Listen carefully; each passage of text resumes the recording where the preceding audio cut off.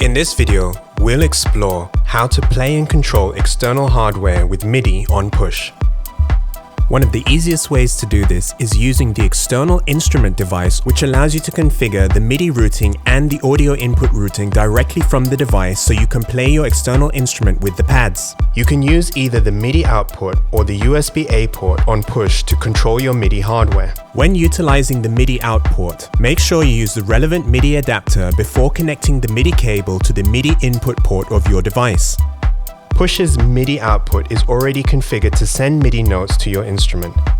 You may have an external instrument that utilizes MIDI over USB. After you've connected your device via the USB-A port, there are a few parameters that you'll need to configure in the MIDI section of the Setup menu on push. Go to the Setup menu and under MIDI, make sure in the output port that you've set track to control your synth. If your synth receives MIDI clock, then you'll also need to set sync. As a next step, I'll need to connect the audio of my external device. You can decide whether you want to record an instrument in mono or stereo depending on the number of outputs it has. Now I'll need to set up my MIDI track with an external instrument device. I'll go to my browser and select an external instrument device and add it to a MIDI track.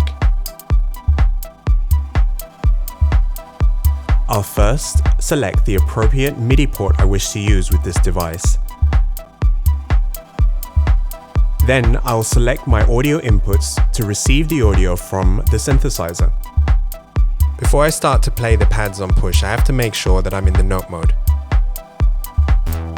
Now, when I play a pad, I'm actually playing the synthesizer that is being routed back in through push. Now I'll trigger a pre-prepared MIDI clip. The MIDI clip is sending notes to the synthesizer next to the push, playing back the melody.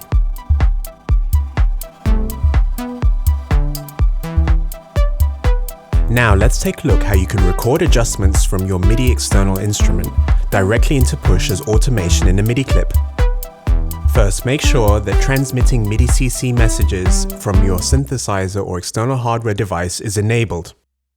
In the MIDI input ports in the Setup menu under the MIDI tab, make sure that track is enabled.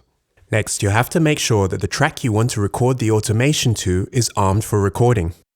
Now, when I press record, any of the adjustments I make on my synthesizer will be recorded as automation in the MIDI clip. In this particular case, I'm going to adjust the cutoff filter.